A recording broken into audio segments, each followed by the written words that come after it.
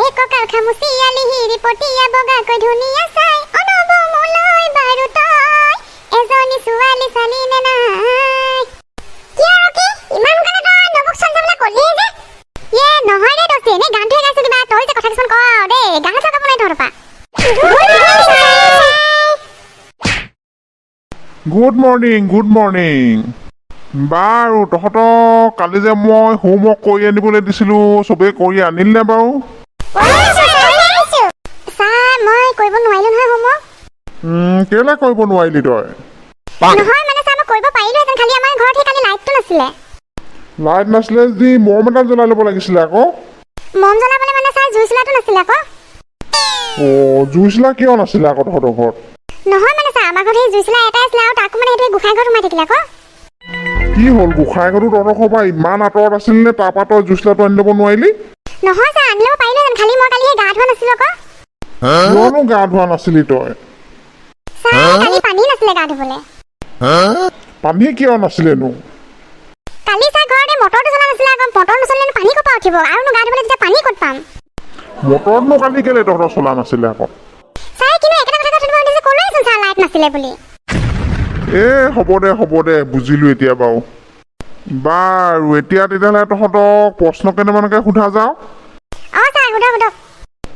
বাৰু বিকি তই কচোন এগৰাকী মানুহে যদি এঘণ্টাত 50টা ৰুটি বনাব পাৰে তেনেহ'লে 3গৰাকী মানুহে এঘণ্টাত কেইটা ৰুটি বনাব পাৰিব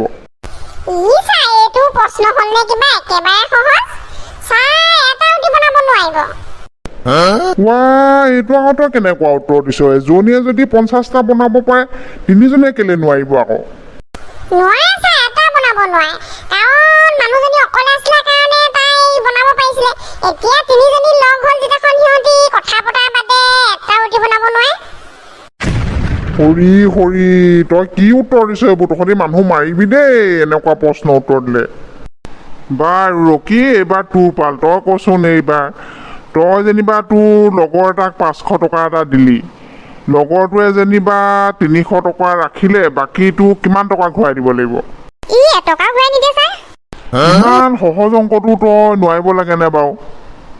ছাৰ আপুনি নাজানে আমাৰ লগৰবিলাক যি পৰ্যাপ্ত নহয় 500 টকা পোৱাৰ পাছত বাৰু পইচা ঘূৰাই দিবনে ছাৰ কি হ'ল আপুনি এনেকৈ পৰি গ'ল যে কি হ'ব আৰু তহঁতৰ প্ৰশ্ন যিহে উত্তৰ দিছ সেইবোৰ শুনি মোৰ একদম মাথাই কাম নকৰা হৈ গৈছে বাৰু ঠিক আছে